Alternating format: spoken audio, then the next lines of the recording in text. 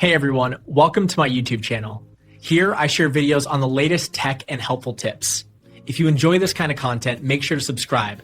Now let's get started. In Fallout 76, player versus player combat operates on a unique consent-based system designed to prevent unwanted griefing while still allowing for competitive encounters in the wasteland.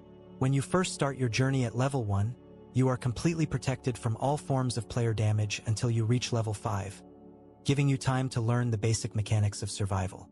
Once you hit that milestone, the game introduces the slap damage mechanic where initial shots deal almost no damage to another player unless they choose to fire back.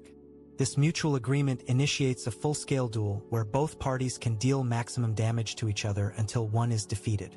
If you want to avoid combat entirely, you can enable Pacifist mode in your settings menu, which prevents you from accidentally flagging yourself for combat by hitting others. However, there are specific zones and events where these rules change significantly, such as workshops, which are contested public areas. Claiming a workshop immediately makes you vulnerable to other players who want to take those resources for themselves regardless of your pacifist settings. Another way to engage in combat is through the wanted system, which occurs when a player picks locks on another person's property or destroys their camp structures. A bounty is placed on the offender's head and they appear as a red icon on the map for everyone to see while losing their own map visibility of other players. For those seeking structured competition, the Hunter/Hunted radio station offers a queue for a literal cat and mouse game across the map. It is important to remember that gear and legendary effects play a massive role in your success, as certain armor pieces can drastically reduce incoming damage from human players.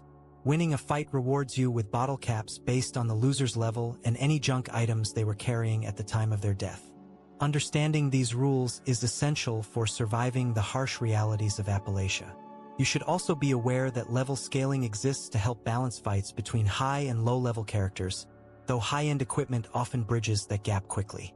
When a player dies in combat, they drop a loot bag containing all their collected junk, which can be a devastating loss if you have been farming rare materials for hours. To protect your items, always stash your junk frequently at a stash box or your personal camp. Engaging in combat also requires careful management of your action points if you use VATs, as targeting other players works differently than targeting non-player characters. Some legendary weapon effects like Assassin's or Sentinel's armor are specifically designed to give you an edge in these lethal encounters. Public events usually disable player damage to ensure everyone can work together toward a common goal without accidental friendly fire causing chaos. If you find yourself being harassed by a persistent player, you can always use the block or ignore feature to remove them from your current world instance. Mastering the nuances of when to fight and when to retreat will make your experience in the wasteland much more enjoyable and productive. Thanks for watching, and please subscribe for more.